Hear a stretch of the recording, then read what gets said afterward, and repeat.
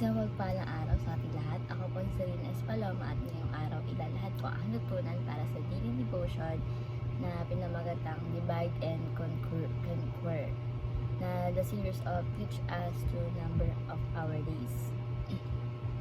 So yung scripture po natin ngayon is Job chapter 14 verse 5. A person's days are determined. You have decreed the number of his months and have set limits he cannot exceed. So, sinasabi dito na may itinakda yung Diyos na ating kapanganakan at ang ating kamatayan. So, yung katuruan natin ngayong umaga is God ordained the number of our days. So, itinakda ng Diyos yung dami ng araw natin sa mundo.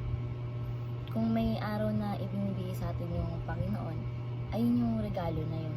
Regalo niya. No, regalo sa atin ng Diyos, and we have to enjoy each day.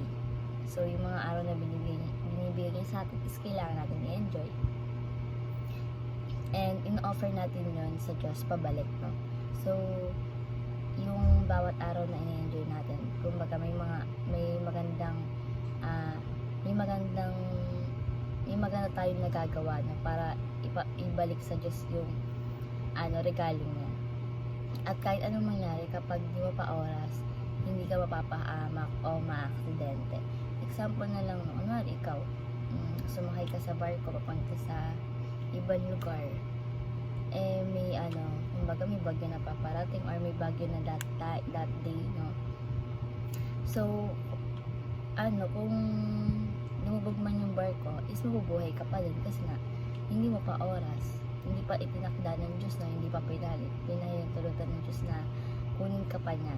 Kumbaga, kung ano araw ka talaga niya, may itinakda yung Diyos na araw, kung ano araw yun, dun ka lang nakuhanin. So, next is, God set a limit we cannot exceed. So, nag-set na ng limit yung ating Panginoon sa ating buhay. Kung kailan tayo mamamatay, kung kailan tayo kunin sa mundo. No? Hindi natin kayang dagdagan yung buhay natin. Segundo man, minuto, araw, hindi natin pwede dagdagan yun.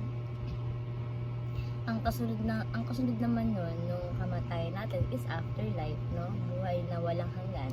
At ayun yung sinasabi ni Lord, yung gift niya sa atin na eternal life after death, no?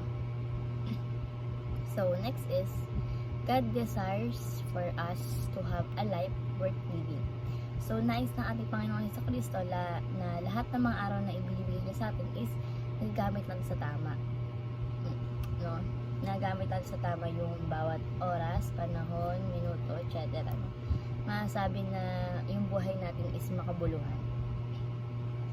And dapat ma-accomplish natin yung mission na pinapagawa sa atin ng Diyos.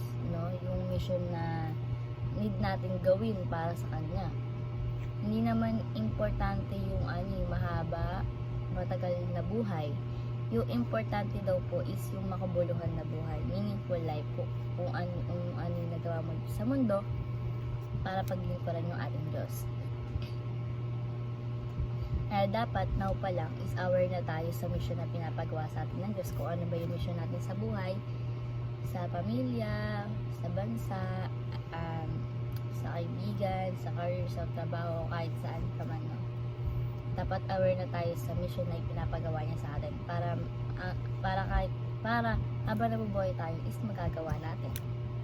So, bilang application, number 1 is drop a long-term life plan or vision. Ito yung vision or pakitain natin sa buhay, no? Gusto natin gawin sa buhay na ayon sa ating Diyos. Nasabi ito na mas mahalaga yung life plan kaysa sa lifetime.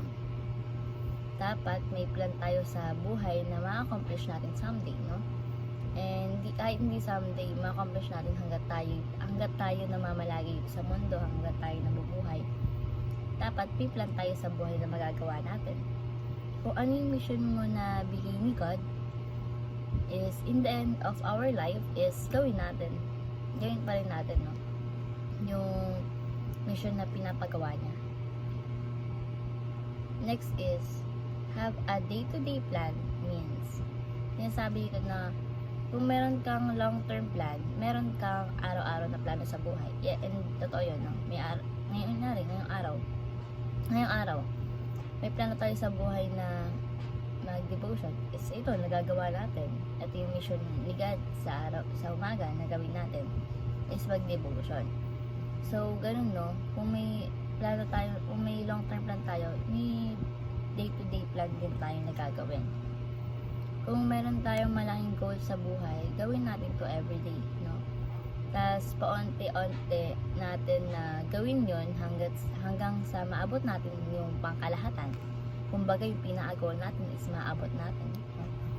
Kaya, have a day-to-day plan means to achieve our vision. So, konektado siya sa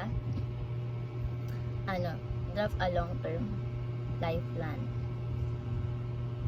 No, kailangan may gawin tayo sa araw-araw na maglilingkod sa ating Diyos. So, para habang nabubuhay ka pa is yung buhay mo is meaningful, makabuluhan. So, next is, lastly, commit to your God-given mission. Sinasabi dito na i-commit mo yung sarili mo sa pinapagawa sa ng Diyos. Pero before that, tignan mo muna kung ano yung pinapagawa sa ng Diyos, no? Pinapagawa sa atin ng Diyos. Like, tignan mo kung ano yung skills mo, talent mo, or etc. Kung ano yung interest mo o malapit sa puso mo, no? And mararamdaman naman natin yun. Like, for example, di ba? Kunyari, ikaw, magaling ka sa pagrampa, na stage. Dumasali ka sa pageant, sa iba't ibang pageant, no? Dumadayo ka pa sa ibang lugar para sumali sa pageant. And ayun yung interest mo, no? So, mission mo is maging isang model, no? Na kaya, na pwedeng ipanlaban sa bansa, sa international, o kahit naman dito sa Pilipinas, no? So, maramdaman mo naman yung kapag hindi mo gusto yung ginagawa mo, like, ayaw mo nun, like, hindi ka magaling sa pagrampa, ganun po, no?